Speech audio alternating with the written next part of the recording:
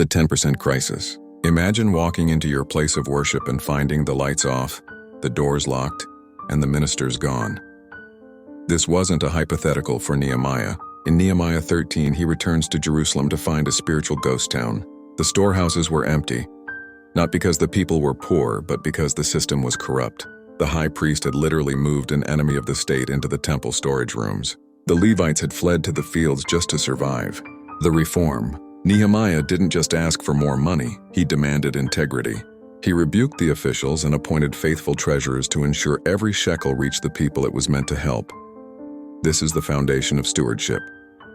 It's not about the gold, it's about the integrity of the house. This leads us to the famous challenge in Malachi 3. Yahweh looks at a cynical nation and says, "Test me." He calls the tithe a window to heaven, a way for a struggling people to prove they trust Yahweh more than their bank accounts. The clash. But here is where the story takes a turn. Fast forward 400 years. The requirement had become a weapon. The religious elite were counting out every leaf of mint and cumin to prove their holiness. Enter Yeshua. In Matthew 6, he delivers a death blow to performative religion. He says, "Do not let your left hand know what your right hand is doing." He moves the tithe from a public tax to a private secret.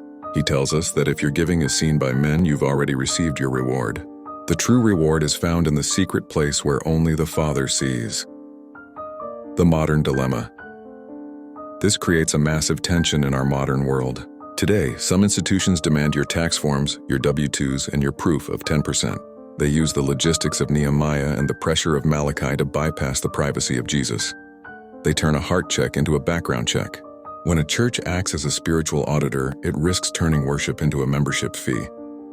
But the New Testament standard isn't a percentage, it's a disposition. 2 Corinthians tells us God loves a cheerful giver, not a compliant one. The conclusion. So how do we line it up? We take the faithfulness of Nehemiah, the trust of Malachi, and we wrap them in the secrecy of Matthew. Giving is supposed to be a reflex of the soul, an act so natural and so private that you don't even need a receipt to feel the blessing.